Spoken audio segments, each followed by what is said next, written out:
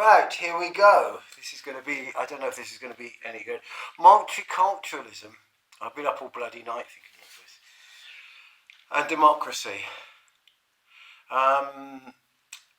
Multicultural democracy is probably an oxymoron, as far as what I could work out, insofar as that the two can't work together.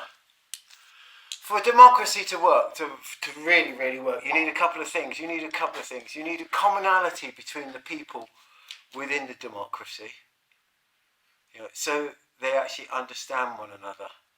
And you need trust between that. The commonality could not be all that everybody's a bunch of things. You need. So say you had if Britain, for example. Could imagine Britain, right? Okay, we had common people all living in Britain. Okay, we were all God-fearing.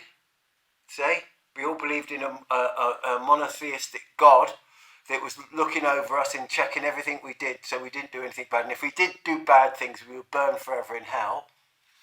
Yeah, that's a thing. And we understood one another, and we all had the same sort of like ways and things like that, what we did and what we do and how we worked and how we lived and how we dressed and everything like that. Now, politically, we could have diametrically opposed views. So you could have the left over here and the right over here, and they could be right over here. But they would know that deep down inside that everybody sort of had God looking at them. So they could be sort of thing, but you can trust them not to go too far, if you see what I mean. Do you know what I mean? They can trust them not to go too far, so you actually have that trust. You may be a right-wing tosser as far as I was concerned, or you may be a left-wing idiot as far as they're concerned, or something like that. And but you know that they're not going to go any further than a certain thing, and you could trust them, so you can have good debates, and you have trust within debate. You have a mutual respect within the debates and within the things. So that would be a very good way of having a very good democracy. So you have and that's a monoculture. That is a monoculture. That's the only way that a really good democracy can work is within monoculture. Okay, if you remove the God bit, the God-fearing bit, so there's no sort of real God-fearing thing, like, so life after death is, if you remove all that, and you remove the hell, and you remove the heaven, and, there's no reason to trust the other person, right, okay? And if you bring in people from different cultures into this democracy, they're culturally different, people that you don't trust people from different, we don't understand, so if we don't understand something, we can't trust it. So you don't understand the different democracies. And if people have a different God, even if they come in with a different God and their God is better than your God, then it's all right for them. So you can't trust them because their God said it's all right for them to do you over.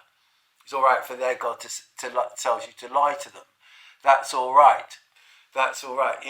That will undermine democracy. And we've been living in the death of our Western democracy, or since post Second World War at least. I think our culture, to put quite honest, peaked in Edwardian times. Because you can tell, actually, sort of like when the culture's sort of like really, really best and everything like that. It's sort of like the average level of intelligence of the average people in a culture by the number of geniuses per capita. And I think we had the highest number of geniuses per capita somewhere around about the turn of the 19th century, or the late 19th, early 20th century.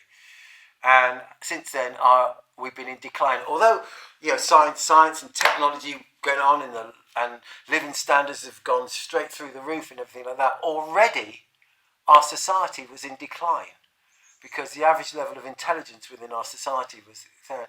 And the thing that put the death knell into our democracy, believe it or not, was what I consider was the loss. One of the things that, there's millions of things, there's millions of things. that's done it, but one of the big things that did it was the NHS. Before the NHS, people went to church. This is you can check this out. You can check this out. I've checked this out. Like, the number of bums on seats in churches before the NHS was sort of like 3 or 4 times more than as soon as the NHS was a thing. People swapped the priest or the vicar for the doctor because the doctor was free, and that's all that happened. Right? Okay, so people were going to church and everything like that, and the rise of atheism is the end of democracy. Yeah, and we're not, and with the end of democracy, yeah, it's there's nothing we can do about it. We can't stop it. We can't force everybody to start becoming believing in the same God. We can't force everybody to be in the thing into the same religion or the same culture, because we've created this multiculturalism.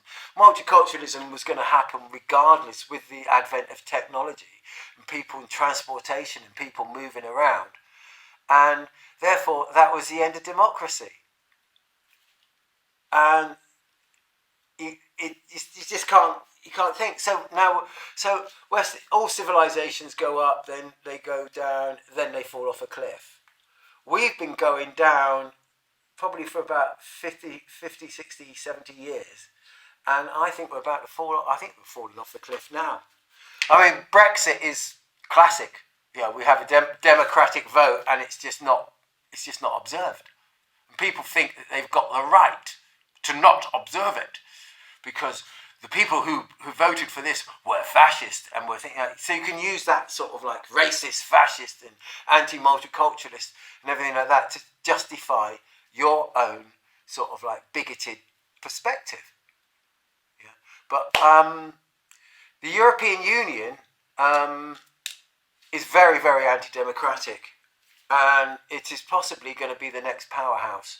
I don't know, but I think they're building up to being the next powerhouse. And one of the reasons why I believe that they're importing all these young men from Africa in an age of military age, right? Okay, they want a European army, and you need sappers for the European army, and these guys have been homeless on the streets in Paris and the cities around Europe, sort of like, and so they're struggling, and so they can promise them with citizenship, a roof over their head, and a full belly, and a gun, and you've got your army.